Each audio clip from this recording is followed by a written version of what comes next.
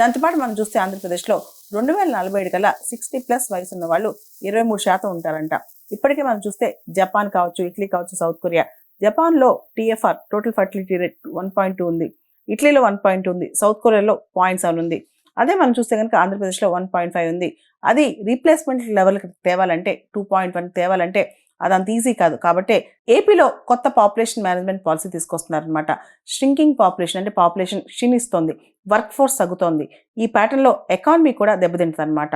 ఏపీలో ఇప్పుడు TFR total fertility rate 1.5 ఉంది, దాన్ని 2.1 చేయాలని చెప్పి కూడా ఏపీ ప్రభుత్వం ఆలోచిస్తుంది. మనకు తెలుసు 2.1 అనేది ప్రాపర్ రీప్లేస్మెంట్ లెవెల్ అనమాట.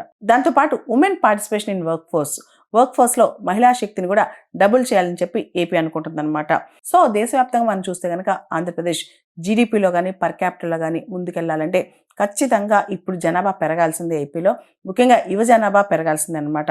దేశవ్యాప్తంగా పాపులేషన్ మేనేజ్మెంట్ పాలసీ తీసుకొచ్చిన మొట్టమొదటి రాష్ట్రం ఆంధ్రప్రదేశ్. ముఖ్యంగా సౌత్ ఇండియాలో సీఎంస్ అందరూ కూడా జనాల్ని కనమని, పిల్లల్ని కనమని చెప్పి చెప్తున్నారు. మనం చూస్తే తమిళనాడు సీఎం స్టాలిన్ గారు కావచ్చు, తెలంగాణ సీఎం రేవంత్ రెడ్డి గారు కావచ్చు, ఏపీ సీఎం చంద్రబాబు నాయుడు గారు అనేక సార్లు ఎక్కువ మంది పిల్లల్ని కనమని చెప్పి ప్రోత్సహిస్తున్నారు.